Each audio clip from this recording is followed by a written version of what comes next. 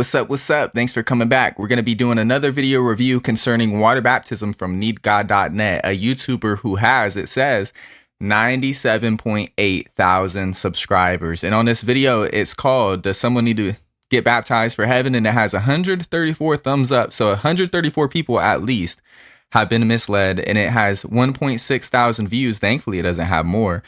And so what we're going to see is him misinform this listener concerning the plan of salvation and teach him a false gospel message. And we're going to explain why. Now, we already did one part video review on the first part, so we'll zoom past that. We'll listen to it, but we'll zoom past it, make a brief comment, and then we'll play some more from this video. Does someone have to get baptized to go to heaven? Well, I don't know, but for me, I would like to get baptized because isn't that like getting born again? It is being born again in Colossians chapter 2, verse 12 and 13. That's what many people think, but it's actually not what Jesus is talking about. Okay, it is what Paul is talking about in Colossians chapter 2, verse 12 and 13, which is exactly what Jesus is talking about in John 3:5 when he's talking about being born again by water and spirit, right? Born of water and spirit. Paul is teaching that in Colossians chapter 2, verse 12 and 13. Because Jesus said, unless you're born again, you won't even enter heaven. But hold up. What about the thief on the cross next to Jesus? What about the thief on the cross next to Jesus? You don't know what he got caught stealing. You don't know if it's his first offense stealing. You don't know if he's a Jew. You don't know if he's a Gentile. You don't know his name.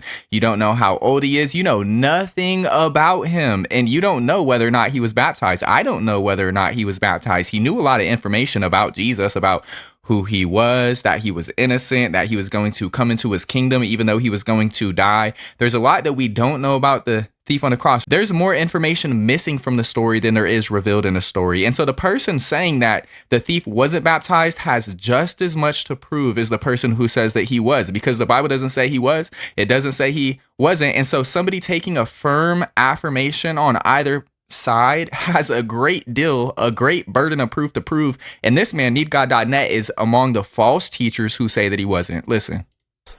Did he get baptized? No. No, yeah, Jesus said, today you'll be with me in paradise. Wait, how'd you get that information that he wasn't baptized? Obviously not when he was on the cross. Someone might say a thief doesn't get baptized. What about Judas? Judas was a thief. Judas was baptized. You have all these individuals ignorant to Ezekiel 18, which pictures a righteous man becoming unrighteous. Is it impossible for a righteous man to steal? No.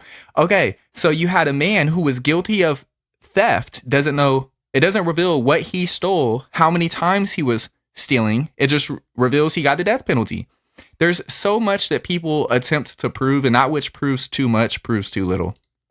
And so born again cannot mean baptism if Jesus says you have to be born again to go to heaven.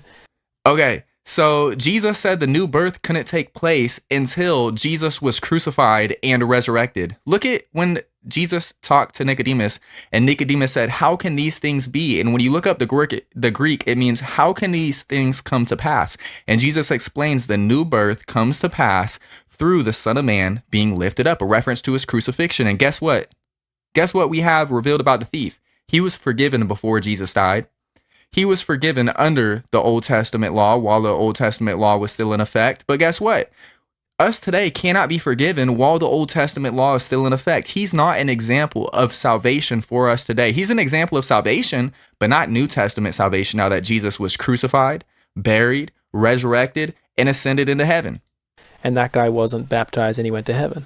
Okay, there's a huge assumption saying that the thief wasn't baptized. Where do you come up with that? You're making it up. You're a false teacher. This person's a false teacher who said that. If somebody said that the thief was baptized, that'd be a false teaching because we don't have that information revealed. It's a false teaching just as much as the person who says he wasn't baptized.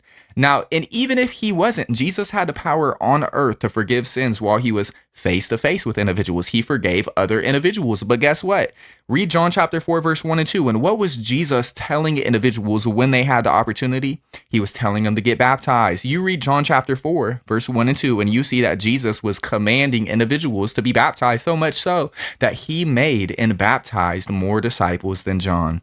How about that? You have individuals trying to look up examples of people being forgiven, and they go to a time period that we're not even living under. We're not living under the time period on that side of the cross. You can't go back in time to that side of the cross. We're living on this side of the cross. Why is it that these individuals have to go on that side of the cross?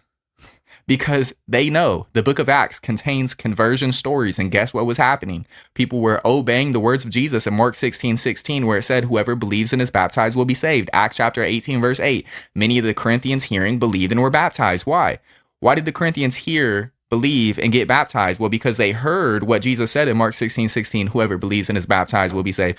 This man on this video, he is misleading everybody. And if you're his fan, if you're his follower, you're not a follower of Christ, because Jesus would not approve of this man's teaching. And here I am proving it using the Bible, proving that the thief on the cross is not your pattern of salvation. You think he is? You think the thief on the cross is your pattern of salvation? Leave it in the comment section below. I'd like to discuss it with you. And if you want to have a live dialogue conversation about it, I stream live at night. I stream live. Just download the TikTok app. Come up. We had the Bible verses. You can come discuss it with us.